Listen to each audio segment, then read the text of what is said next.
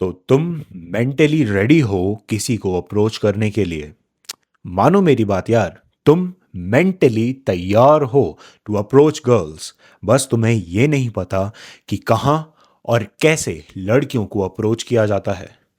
तो ये रहा video on the scientific way on how to approach girls.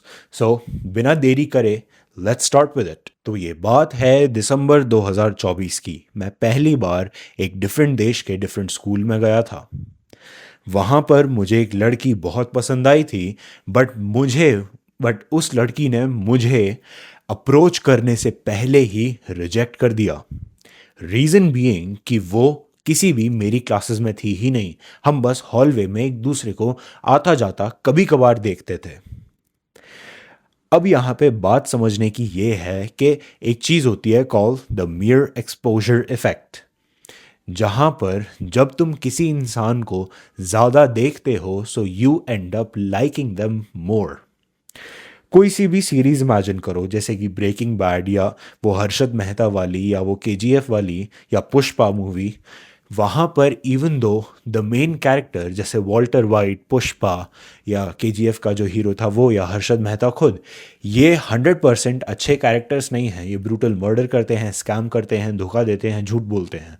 But because they are seen 75% of the times they become more likeable. तो भाई फंडा simple है, the more they see you the more they like you. दूसरा concept है cognitive load attraction, और ये तुम long term के लिए अपने साथ रख सकते हो।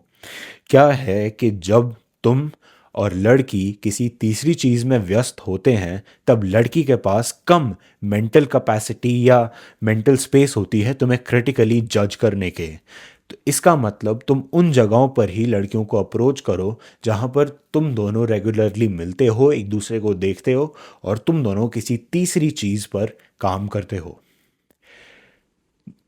ऑन द अदर हैंड, जब तुम एक रैंडम जगह पे अप्रोच करने जाते हो जहाँ पर लड़की कुछ और कर रही थी और तुम सडनली उसे आके अप्रोच करते हो, तो लड़की को तुम एक अनकैलकुलेटेड वेरिएबल दिखते हो, and because of that she will immediately critically जज यू इवन मोर, क्योंकि वो तुम्हें एक स्ट्रेंजर डेंजर की तरह पहले देखती है।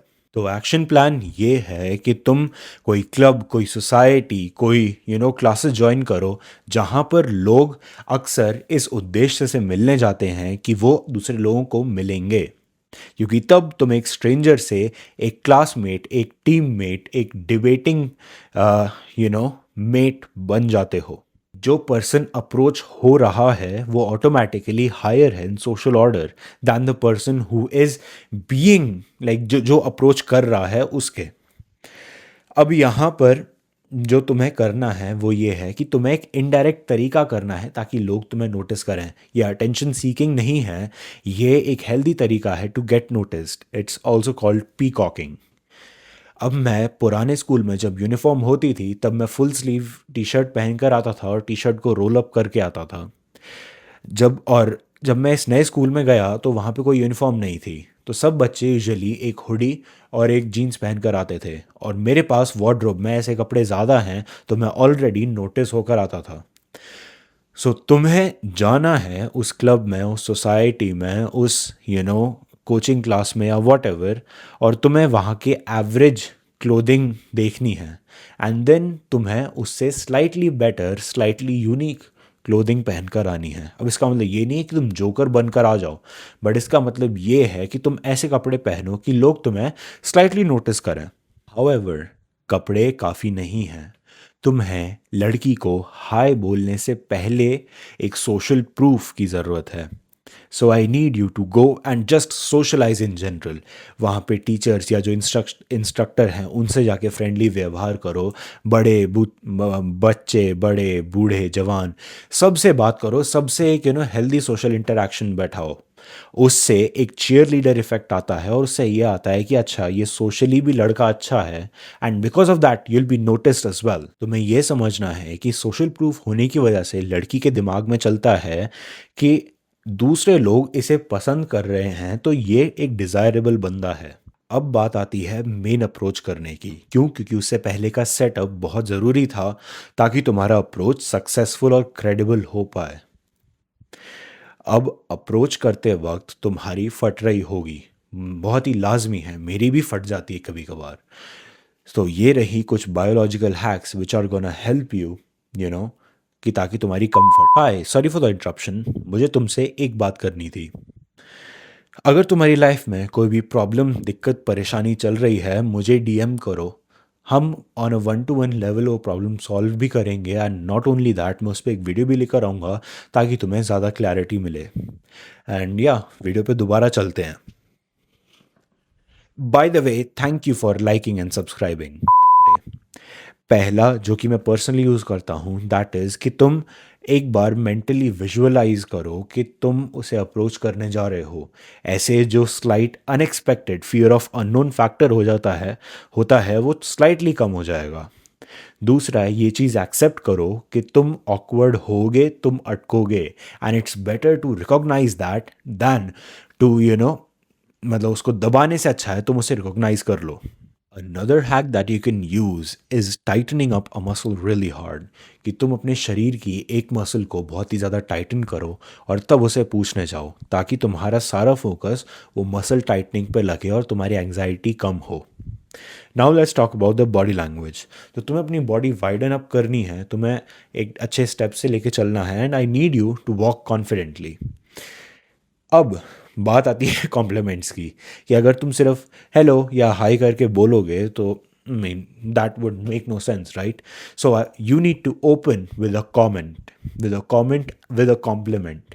और कॉम्प्लीमेंट बहुत ही जेनेरिक मत देना कि अरे तुम तो बहुत अच्छा बोलती हो, या तुम तो बहुत अच्छा मतलब पढ़ती हो, या तुम तो बहुत स्मार्ट हो, या तुम तो बहुत ब्यूटीफुल हो। उसे ऑलरेडी 50 लड़के बोल चुके हैं। I need you to be niche. या तो तुम उसका कुछ जो ये सांकर लोहा लंगड़ जो पहन के घूमती है ना लड़कियां, चेनें, अंगूठियां, ब्रेसलेट वगैरह, उन सबको कॉम्प्लीमेंट करो by showing an interest to them कि हे, वो जो तुम्हारा नेकलेस है वो काफ़ी अच्छा है, या हे, ये ब्रेसलेट कहाँ से लिया है, अरे काफ़ी अच्छा है, मुझे अपनी मम्मी को गिफ्ट करना है। या फिर यू कैन कॉम्प्लीमेंट कि जैसे कि डिबेट टीम में हो, सो यू कैन कॉम्प्लीमेंट कि तुमने जो उस दिन आर्ग्यूमेंट दिया था ना, आई वॉज रियली इम्प्रेस्ड, मैंने पहली बार किसी को सुना है इतने अच्छे से आर्ग्यूमेंट्स देते हुए।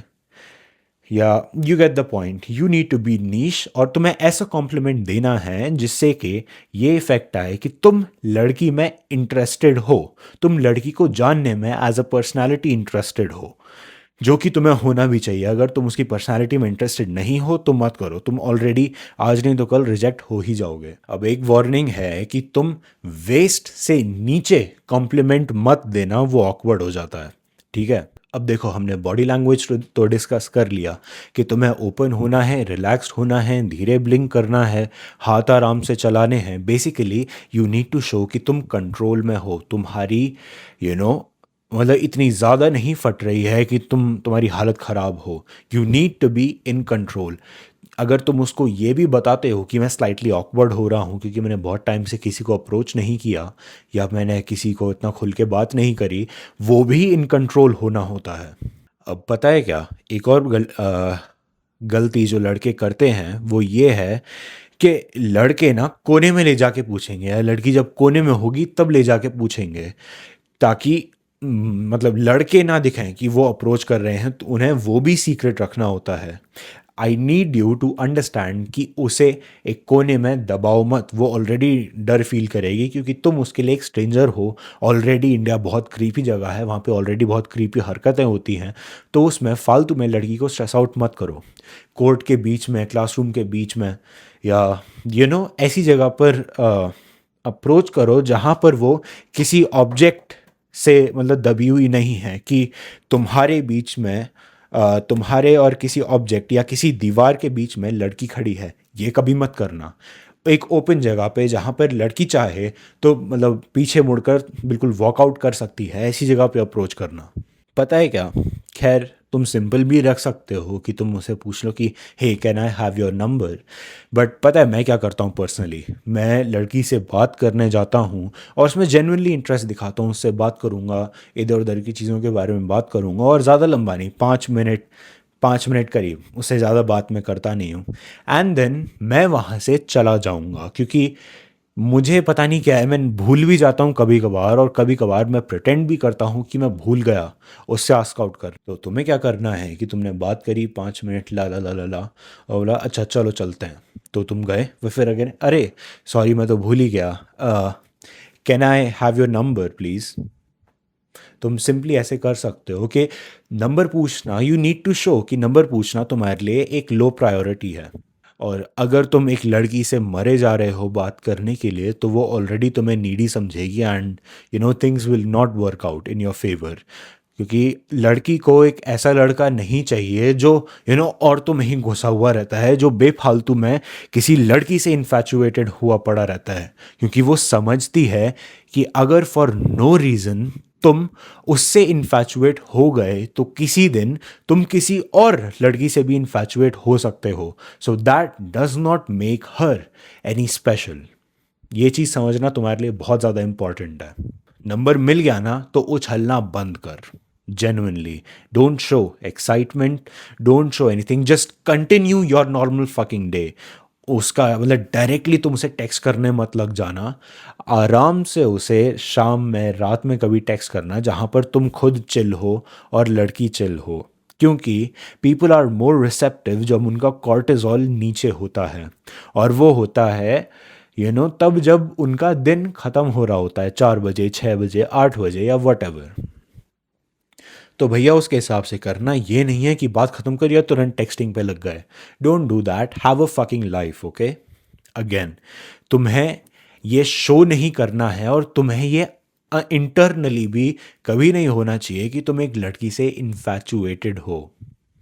क्योंकि वो तुम्हें यू नो एक एक अनट्रस्टेबल पर्सन बनाता है। कि तुम अगर फॉर नो रीज़न उस लड़की से इन्फैचुएट हो गए, सो वो लड़की को कोई सिक्योरिटी नहीं रहेगी कि तुम किसी और दिन किसी और तीसरी लड़की से इन्फैचुएट नहीं होगे, है ना।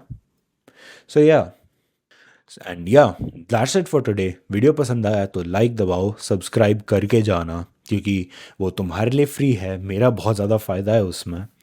और दिन की भड़ास तुम कमेंट कर सकते हो, मतलब basically use your comment section as your बकचोदी प्लेस। कुछ भी बकचोदी काटो, मुझे फ़र्क नहीं पड़ता, बस फालतू की गालियाँ नहीं चलनी चाहिए। एंड या, अपना ध्यान रखना, and I will meet you in the next one. तब तक के लिए बाय बाय।